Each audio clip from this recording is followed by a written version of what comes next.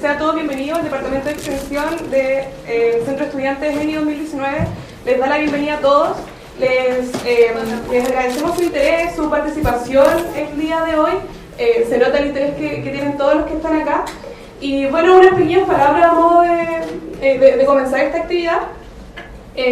Algo importante que nosotros sabemos y que nos enseñan en la universidad es ampliar nuestro horizonte, a formar un pensamiento crítico desde ambos lados de la moneda, a conocer no solamente una cara, sino que conocer los dos lados y poder formar nuestra opinión de acuerdo al contexto nacional. Hace una semana tuvimos como invitados a Direcol, quienes a través de su charla Derribando mitos sobre el TPP nos invitaron a debatir y nos presentaron un lado de esa moneda. El día de hoy nos acompaña Marcela Vera. Ella es economista de la Universidad de Chile, diplomada en evaluación de decisiones estratégicas, doctorado en ciencias sociales, analista en economía de Radio USACH, consultora senior de Naciones Unidas en paz y gobernabilidad. Y ella, a través de su charla el día de hoy, el despojo de Chile a través del TPP, nos presentará una nueva mirada, la otra cara de la moneda. Así que un fuerte aplauso para ella y muchas gracias por estar acá. Hola, ¿escuchan todos bien con este tono? Bueno, muchas gracias por la invitación al Centro de Estudiantes y por supuesto a ustedes también por su interés respecto de este tipo de temática. Lo primero que me gustaría como abordar es que, bueno, yo soy profesora de la Universidad de Santiago y de la Universidad de Chile. Hago clases de economía y hago clases en sociología. Y la particularidad, digamos, que tiene esta exposición es no solo mostrarles la otra cara de la moneda, digamos, en confrontación a los argumentos que les presentó el gobierno, sino que también guarda relación con ser estricto en términos de la información que uno les está entregando, ¿ya? La información que yo les voy a entregar está basada en evidencia, está basada en datos, en hechos, no está basada en una interpretación o en un discurso que los intente convencer sobre un punto u otro, ¿ya? Creo que eso es súper relevante porque cuando uno tiene la función académica tiene que también hacerse cargo del proceso formativo de quienes están a tu cargo. Entonces, en este sentido creo que es fundamental como orientar esa discusión hacia ese lugar.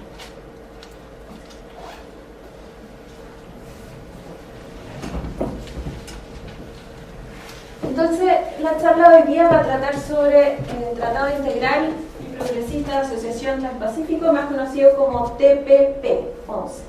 ¿Ya? 11 porque son 11 países quienes lo conforman este tratado.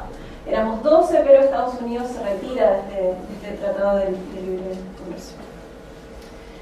Algunos antecedentes que es importante que sepan. Bueno, yo trabajo hace mucho tiempo en desarrollo económico y en esta perspectiva de cómo generar procesos de integración, ¿ya? Así fui a estudiar a Europa y justo estuve en el momento en que la Comunidad Económica Europea se transformó en la Unión Europea y por tanto me formé con los profesores, digamos, que estaban liderando ese proceso en España, ¿ya? Entonces la visión que les voy a poder entregar hoy en día no es solo del TPP, porque la gracia de esto es que ustedes puedan entender qué es lo que está en el entramado, cómo se está diseñando la política pública en términos internacionales, ¿ya? Y en particular respecto de los tratados de libre comercio. Entonces les voy a hacer primero una trayectoria de qué es lo que está ocurriendo en este momento, ¿ya? Para, respecto al contexto internacional, ¿cierto? Les voy a comentar algunas cosas respecto de lo que ocurre a nivel teórico de esta visión internacional respecto de las políticas que se están implementando a nivel global con la globalización neoliberal, cómo eso se fue anclando en nuestro sistema político, económico, social, a través de los pilares que creó también la dictadura y, por supuesto, los antecedentes teóricos para la comprensión de las implicancias en general de los tratados de libre comercio, ¿ya? Hay muy poco trabajo de las escuelas en economía respecto de ello y esta es una de las áreas que yo he fortalecido mucho en el PNUD, en Naciones Unidas y en la CEPAL. Mi proyecto de tesis estuvo orientado por el asesor principal de la CEPAL, Ricardo French Davis, desde donde yo, digamos, recojo todo ese conocimiento.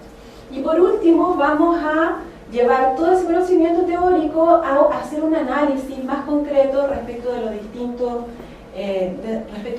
capítulos que tiene el TPP-11 y cuáles son, digamos, los más los que están en una situación de mayor conflicto respecto de las dinámicas sociales.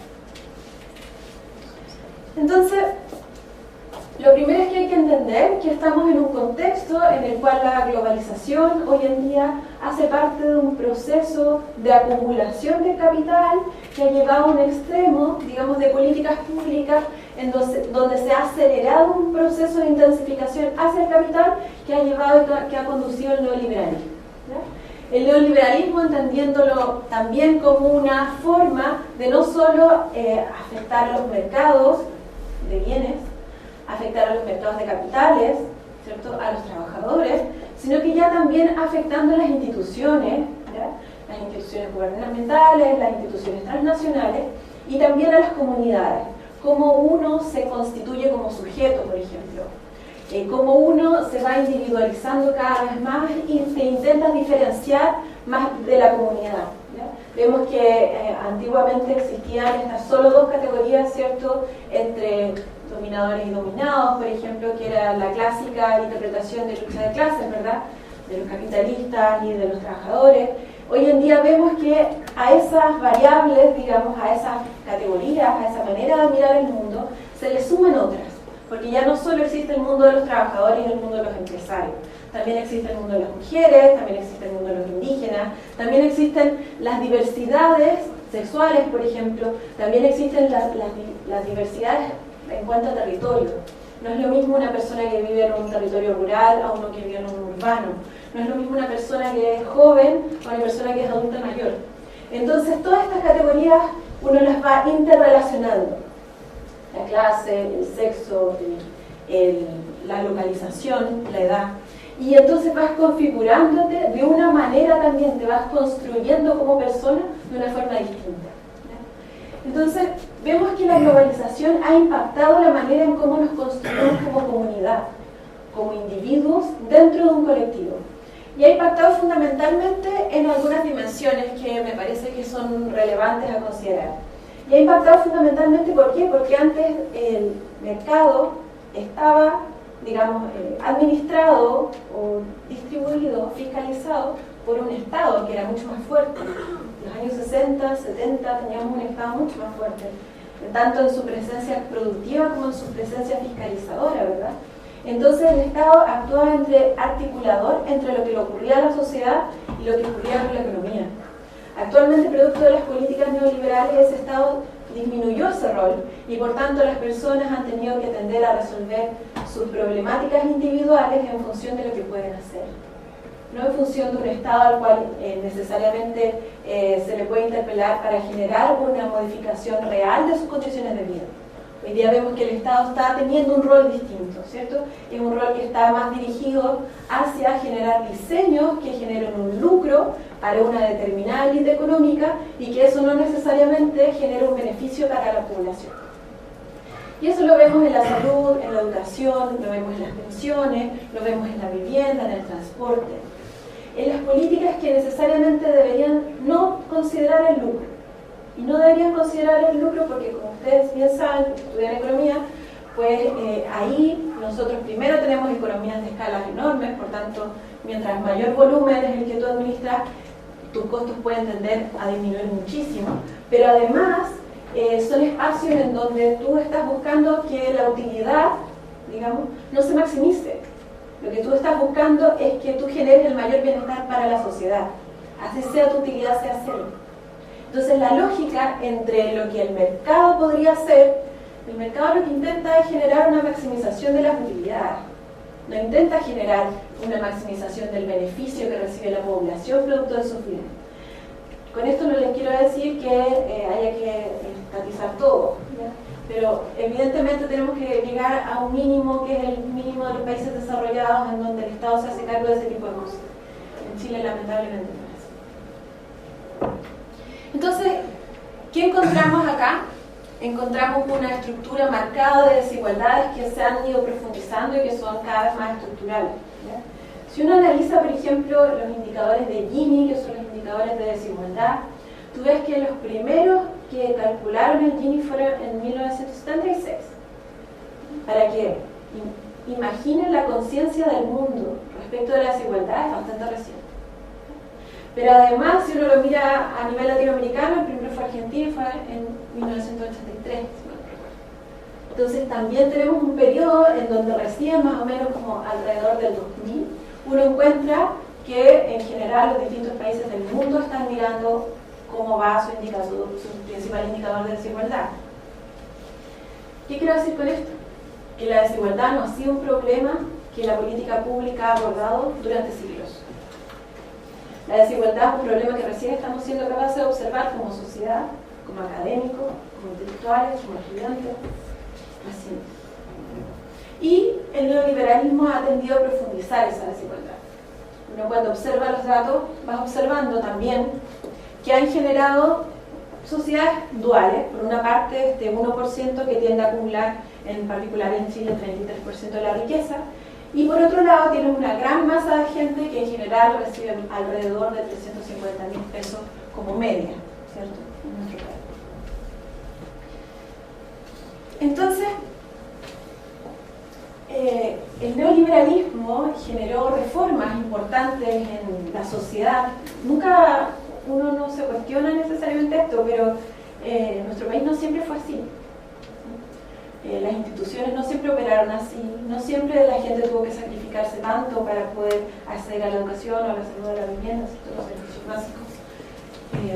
Y entonces el neoliberalismo instauró, primero en Chile, además, el primer país en todo el mundo, instauró 4, digamos, grandes ejes de reformulación. El primero es el eje de reforma del mercado del trabajo, y que hubo en definitiva, un proceso de flexibilización muy importante. Los trabajadores antes podían negociar en conjunto, ¿ya?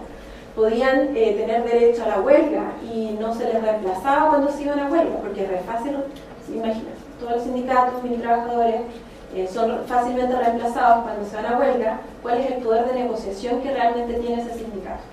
No tiene ninguna medida de presión, digamos, cuando ya llega la huelga. Entonces, hay una serie de... se aumentaron las jornadas de trabajo, se disminuyeron además los beneficios que tú tenías asociados al lugar donde trabajabas, porque antes tú podías ir al centro de vacaciones, en donde la cooperativa de tu empresa además tenía un lugar donde tú pudieras descansar, tenías cooperativas de consumo, ¿cierto?, cooperativas productivas, tenías acceso a crédito. Era una manera de entender la relación entre empresa y los beneficios laborales muy distinta. Uno de los grandes ejes, digamos, de modificación guarda relación entonces con el mercado laboral y la flexibilización que hubo en torno a eso. Acá también hubo una gran pérdida de empleos a nivel estatal, porque el Estado, cuando empieza a pasar todas sus empresas públicas a manos privadas, ¿sí?, lo que ocurre ahí es que también ocurre un gran nivel de despido. Cuando quiebra la industria nacional, producto de la gran crisis de 1983, lo que ocurre ahí es que también hay una gran pérdida de empleos nacionales, ¿ya?, de la industria nacional. Y por tanto, esa brecha, digamos, de desempleo estructural no ha tendido a corregirse nunca, porque no hemos creado básicamente industria. Se corregiría si nosotros volviéramos a crear industria, pero ninguno de los gobiernos lo ha hecho desde entonces. La reforma financiera y la apertura de capitales fue el segundo eje que modificó el neoliberalismo en Chile, generando una posibilidad de entrada de capitales al país, todos los que quisieran y cuando quisieran. Y también se podían ir cuando quisieran. En los países desarrollados normalmente nosotros encontramos que existen tasas, es decir, si tú quieres ingresar al país e invertir, te cobran un impuesto por esa inversión. Pero además te dicen, entonces usted se tiene que quedar en este país, en esta inversión, tanto tiempo, ¿cierto? Pero también hay control sobre el tipo de cambio, hay una banda de control. Y también hay un mejor control sobre las tasas de interés, en particular de las casas comerciales, de los bancos. No hay una desregulación como existe en nuestro país, que es un sistema de neoliberalismo puro, extremo. Tenemos también la reforma de liberalización comercial, y por eso pensé que era importante como que ustedes miraran los tratados de libre comercio desde ese lugar también. Si se fijan en la presentación van a encontrar como ciertas citas, cosas que pues, puedan mirar otros economistas que están diciendo también pues, otros puntos de vista. La liberalización comercial entonces también generó un efecto significativo en el empleo, porque lo que hubo ahí es que al disminuir entonces los aranceles, muchas de las industrias nacionales quebraron con la entrada de productos más baratos. Esa compensación de empleos, digamos, no se produjo nunca. Entonces no solo se produce en el Estado esta pérdida de empleo estructural, sino que también en el aparato más privado. También uno lo puede considerar respecto del tipo de bienes que un país fomenta. En nuestro país han habido distintas políticas de diversificación de producción, pero uno los puede encontrar como políticas desde el año 96 en adelante, ¿cierto? Con la política de clúster, después posterior. Pero en general uno observa que hay una desvinculación entre, por una parte, el aparato productivo y por otra, la comunidad o el territorio en donde habita ese aparato productivo. Entonces lo que tuvimos fue una gran entrada de capitales internacionales que compró empresas que estaban en quiebra a muy bajo precio, se hizo de esas empresas y luego esas empresas comenzaron a lucrar no en beneficio de la población, porque son transnacionales además, no tienen ningún incentivo para hacerlo, sino que empezaron a lucrar para sí mismos, generando entonces una desarticulación entre lo que ocurría en el territorio, Quintero, Puchuncaví es un súper ejemplo de eso, y las industrias que entonces se situaron en esos lugares. Pero también uno lo puede mirar en la agroindustria, en otros sectores mineros, en la pesca, incluso en la confrontación entre la pesca artesanal y la pesca industrial. La reforma entonces de liberalización comercial permite en definitiva que puedan hacerse con el mercado interno, que además nuestro mercado es muy chiquitito. ¿Sí? Uno siempre cuando hace análisis económico en Chile tiene que considerar eso. Nuestro mercado es pequeño. No tenemos poder de mercado gracias a la cantidad de gente que habita Chile, porque hay ciudades en donde pues, tienen una cantidad completa de gente en su pura capital. Nuestro mercado es pequeño, la demanda es pequeña. No hay un nivel de ingresos muy alto, por lo tanto es un mercado pequeño. No estamos hablando de ingresos, por ejemplo, Suiza también es un mercado pequeño, que todos ganan mucho, entonces igual pues, pueden tener algún nivel de negociación. Acá tenemos un mercado pequeño, un mercado de capital pequeño, mercado de consumidores pequeño. Entonces, frente a mercados muy grandes, que le ocurran pequeños, cuando no tiene poder de negociación, el problema es que si no se ponen las salvaguardas correctas, lamentablemente los grandes capitales hacen y deshacen pues, en las economías. El cuarto punto tiene que ver con la reforma fiscal, que guarda relación básicamente con disminuir este rol productivo del Estado, cosa que el Estado, digamos, tenga su versión más reducida posible a nivel de injerencia en la economía. Esa es la ideología que está detrás de eso. El problema de eso es que si el Estado es pequeño, digamos, es importante saberlo, en los países desarrollados el Estado es grande, es fuerte, es desarrollado. Esto de que el Estado tiene que ser pequeño es algo que nos vendieron a países como nosotros, que son subordinados, que están sometidos bajo políticas transnacionales. Pero si uno mira todos los casos internacionales, tienen estados súper fuertes, en donde la participación, y aquí es el indicador que pueden encontrar en Internet, en las bases de datos del Banco Mundial, por ejemplo, o en la OCDE, ustedes pueden mirar cuál es la cantidad de presupuesto que tiene el Estado versus el porcentaje del PIB. Y ahí se van a dar cuenta que todos los países desarrollados la participación es altísima, como entre el 50% y entre el 35%. Entonces, nuestro Estado no, nuestro Estado es pequeño. Un Estado chico en términos de injerencia del porcentaje de participación en el PIB. Por tanto, tiene pocos recursos también. Al tener pocos recursos, como un Estado con pocos recursos, se va a hacer cargo de políticas públicas. Pero también hubo una reforma tributaria importante, porque los sistemas de tributación permiten que los que más ganan, las personas que más ganan, ¿cierto?, se les cobra un impuesto más alto para que las personas que tienen menos puedan acceder a cierto tipo de bienes. En nuestro país no fue así.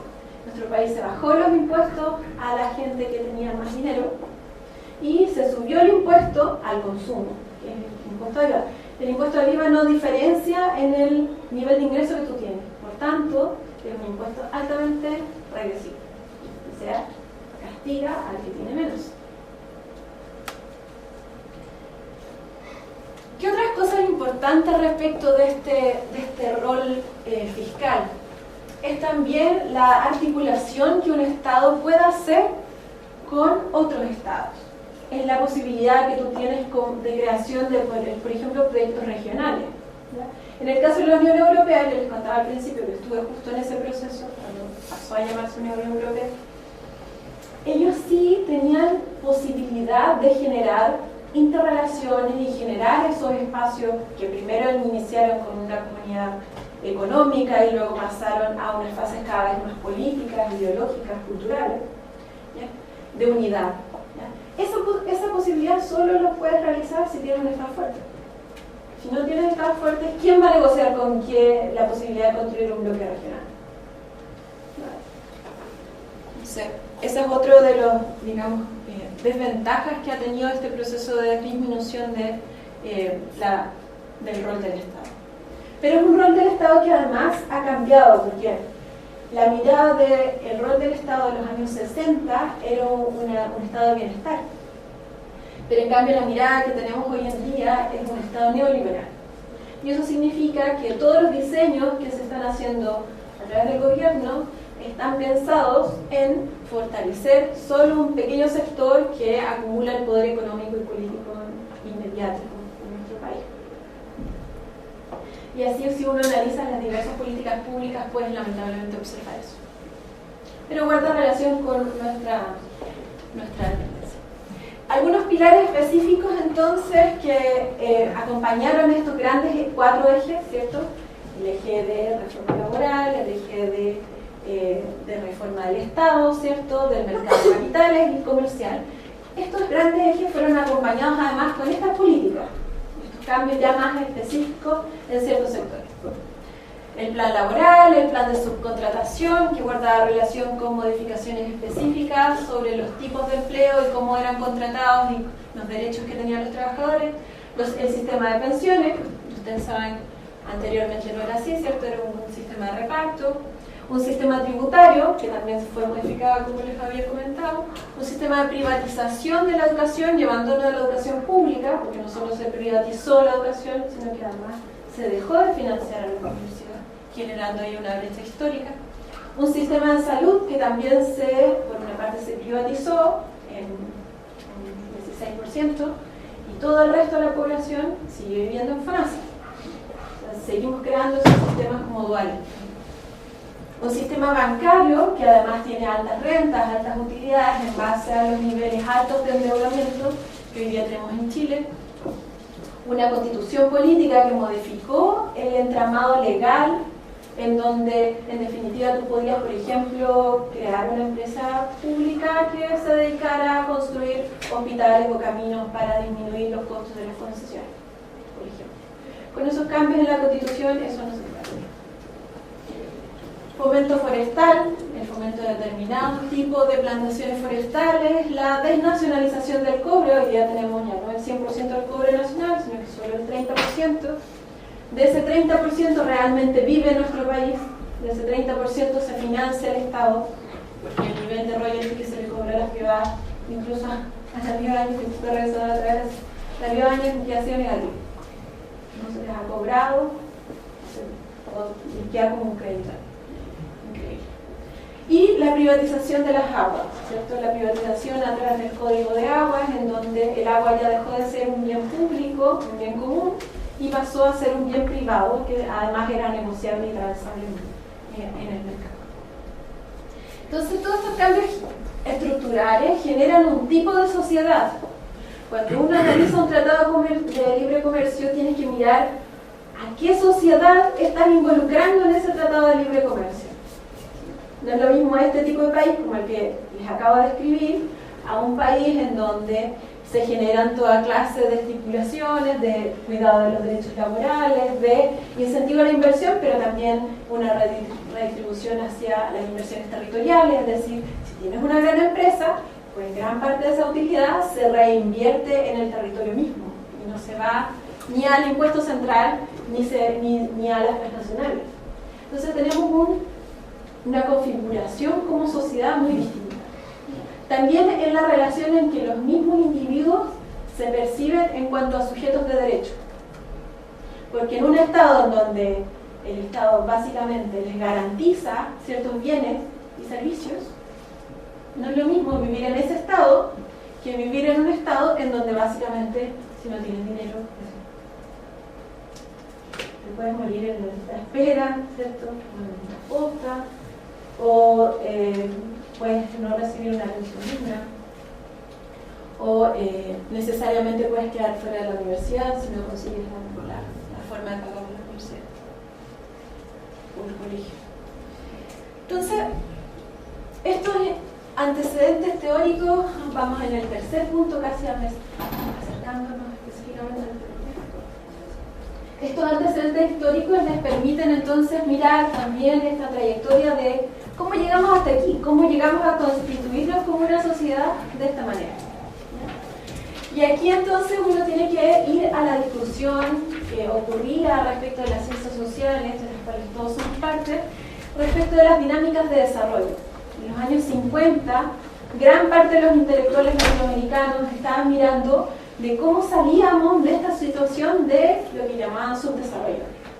Y entonces denominaron a nuestros países como países en vías de desarrollo.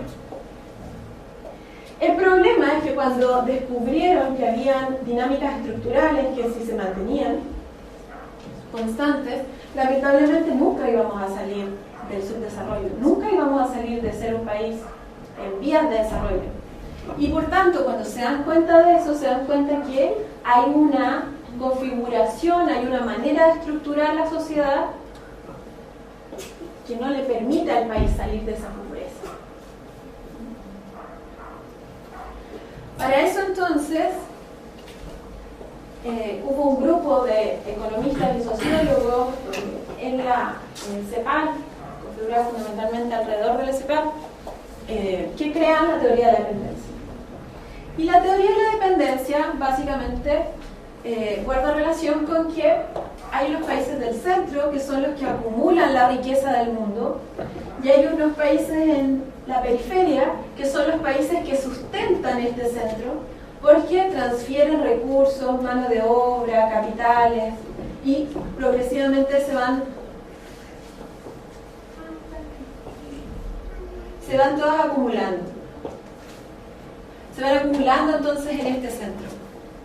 Y este centro entonces tiene un estado desarrollado, tiene una configuración importante a nivel de la política. La política es importante en ese lugar.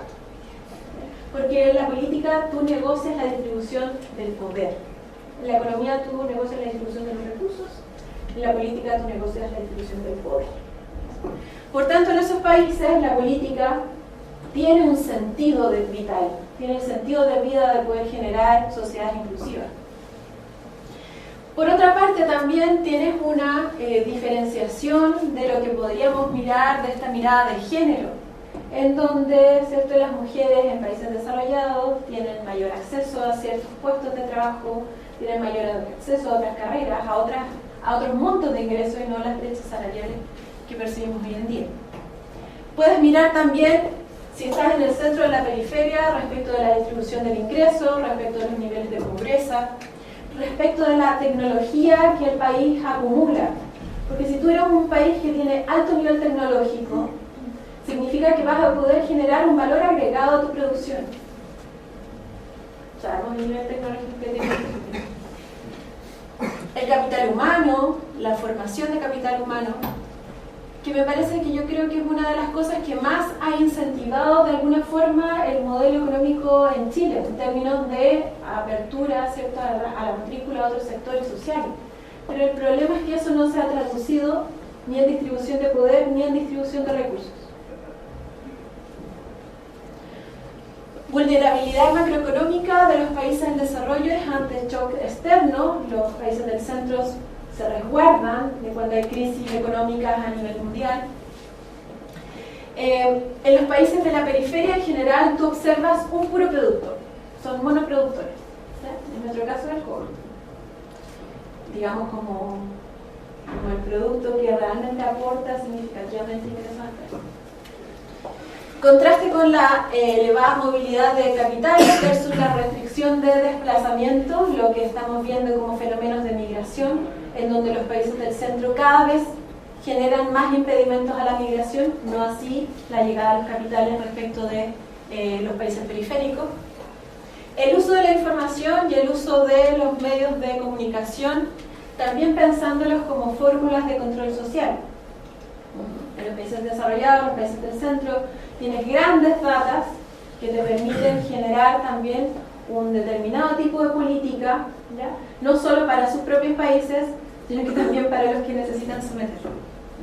Y eso ya, digamos, está bastante ampliamente estudiado. Por ejemplo, pueden buscar el fenómeno en Internet de Harvard Analytic, que es una empresa interesante para mirar cómo está ejerciendo control social sobre otras zonas.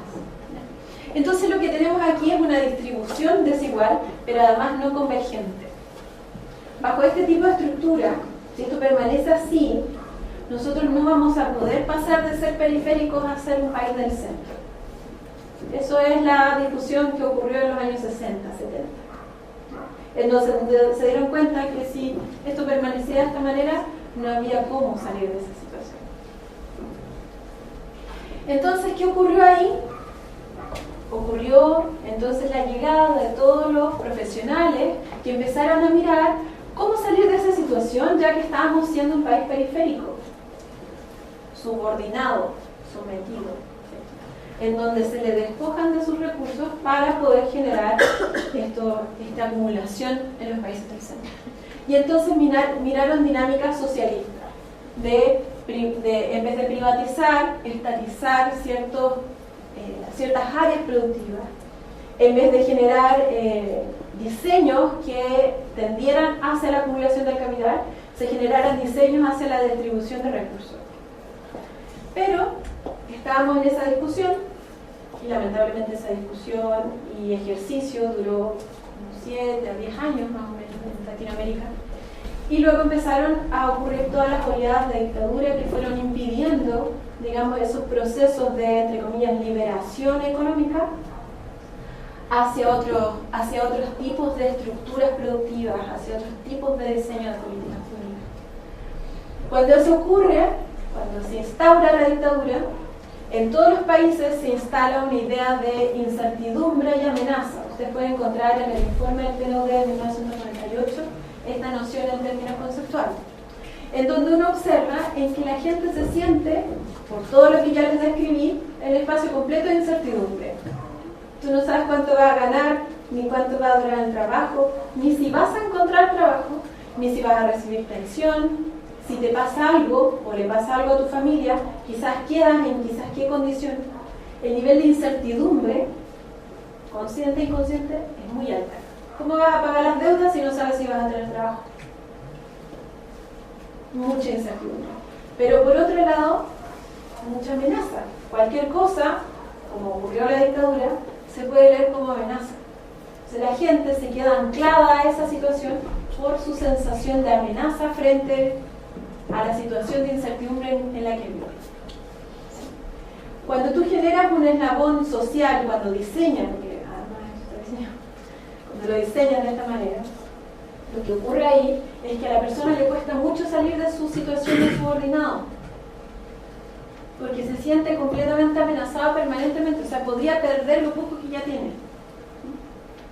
Cuando realmente, si se mantiene en esa situación, solo va a seguir perdiendo pues, lo que tiene. Entonces, en ese debate, llegamos a la configuración de pasar de dictadura como concepto límite, digamos, a la necesidad de instalar democracia. Pero democracia en el sentido de qué?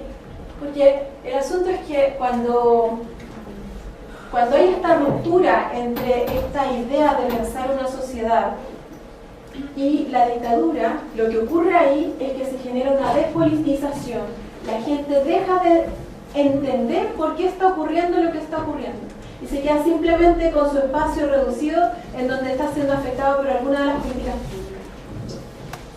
Entonces, lamentablemente se empieza a producir un proceso de individualismo extremo a nivel social, en donde básicamente la persona dice: el Estado no me va a resolver nada, mi familia tampoco, yo me tengo que hacer cargo de mí. Y entonces empiezan a estudiarse a a nivel de las ciencias sociales otro tipo de conceptos como pobreza, democracia, mercado, identidad diversa, ¿cierto?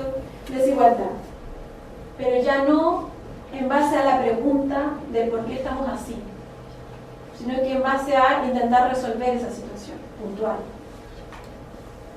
Por supuesto, sin poder resolver.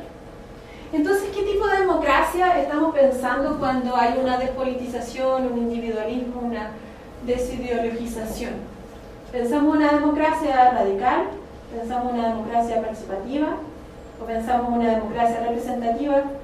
¿O es una democracia en función de quien tiene más dinero para la campaña, entonces puede quedar en ese cupo parlamentario, o en esa alcaldía, o en ese consejo? ¿Hay una interpelación respecto de la democracia económica? O sea, a nosotros se nos pregunta cuándo se va a privatizar algún tipo de empresa de lo que nos queda a nivel estatal. ¿Alguien nos ha preguntado qué queremos hacer con el litio, por ejemplo?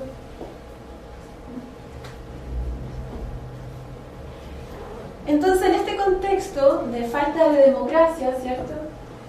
Nos situamos en la discusión del Tratado de Libre Comercio, el TPP, del Tratado Integral Progresista de Asociación Transpacífico. Lo que hizo esta discusión fueron 7 años de discusión en secreto, ¿no? Porque nuestros gobernantes estimaron que los 12 países en ese momento que configuraban, que participaban de este tratado, no tenían derecho a saber qué se estaba negociando. Entonces, finalmente, ¿cómo logramos saber? Este es un tratado que es discutido en el gobierno de la presidenta Bachelet, y finalmente nosotros logramos enterarnos de que existía un tratado y sobre lo que se estaba conversando, en particular respecto de la política de derechos intelectuales, a través de Wikileaks. O sea,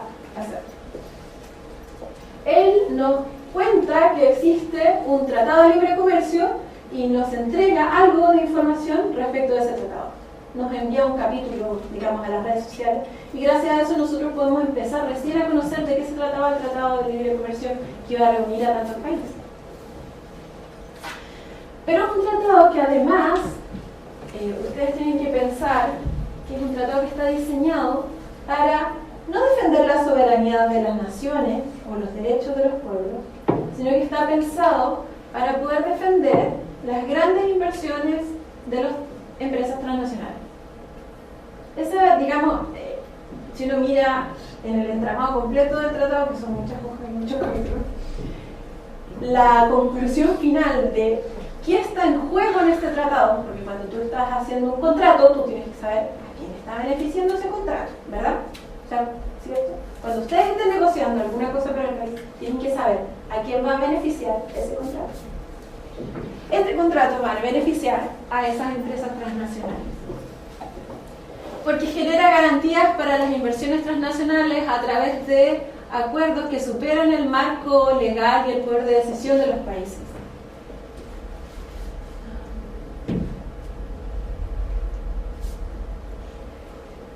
¿Por qué? Porque generan un tipo específico de posibilidad de arbitraje frente a un Estado y una empresa transnacional que está disputando algún tipo de tema. Por ejemplo, este tipo de arbitraje permite que las transnacionales puedan demandar a los Estados si estiman que sus políticas regulatorias de los Estados, interfieren con las expectativas razonables de inversión. Es decir, cualquier modificación que tú puedas hacer de cualquier orden, fiscalizador, de normativas medioambientales, de nacionalización, tú, con eso, la empresa puede decir, la empresa privada va a poder decir, no, yo voy a un arbitraje internacional para que el árbitro decida si es que es legítimo lo que usted como Estado está queriendo hacer. El problema es que, según los datos de la UNTAC, el sistema de un sistema de arbitraje, ¿cierto?, que agarra desde el periodo 1987 al 2016, tenemos que solo el 36% de los casos fallaron a favor del Estado. O sea, un 64% fallaron a favor de la empresa. Entonces, el principal problema que tenemos con este tratado guarda relación con ese sistema de arbitraje. Ese es el punto así crucial de todo esto. porque le impida a los estados cambiar sus políticas. ¿Y por qué queremos cambiarlas? ¿Por qué queremos impedir que cambien las políticas de los estados? Porque les interesa que todos se mantengan igual. Para poder ¿qué? Seguir despojando los recursos a la economía, para poder seguir enviando hacia el centro los diversos recursos. Entonces, los gobiernos se constituye una especie de gobierno transnacional que define lo que puede ocurrir en los estados-nación. Entonces, el poder de decisión ya no está en los estados-nación, sino que está en el sistema de arbitraje. Un sistema de arbitraje que, por supuesto, tampoco es estatal, también es privado y, por tanto, también tiene intereses, ¿cierto? En pugna, intereses en particular de maximización de utilidades, de negocios interrelacionados.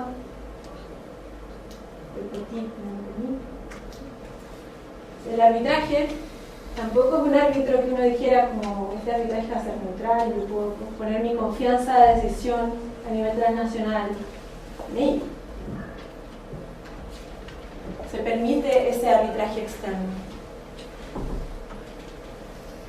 Chile ya tiene tratados internacionales con todos esos países, por tanto la rebaja arancelaria, que si uno habría que estudiarlo según los distintos mercados, ¿cierto? Lo que yo les contaba antes, no llegar y bajar un arancel, porque puede perjudicar tu economía. Pero digamos que estamos en el mundo feliz y toda bajada de aranceles nos hace bien a todos. Pero digamos que la premisa es: lo que tenemos aquí es que ya tenemos rebaja arancelaria con todos los países. Por tanto, la ventaja de arancel no existe. Y les traigo este cuadrito.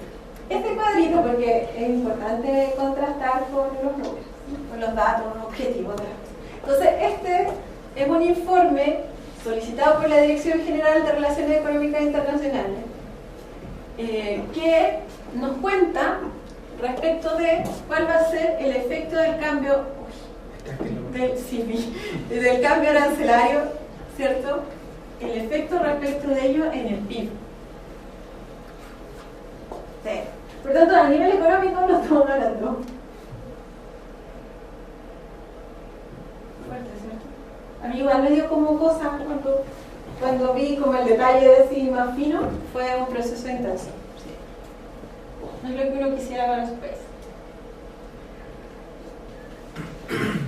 Bueno, pero además, no solo nos ganamos a nivel económico, sino que no se han hecho evaluaciones de impacto a nivel social y ambiental. Cuando ustedes estén diseñando una política, siempre tienen que prever algún tipo de evaluación respecto de la política que están diseñando. Porque si no, uno piensa que va a actuar en un sentido, va a tener un efecto y puede tener otro efecto. Eso tú tienes que saber evaluar. Tienes que saber evaluar el impacto que va a tener, no solo a nivel medioambiental, como ya saben, en el caso de interrupción ventana, sino que también a nivel social.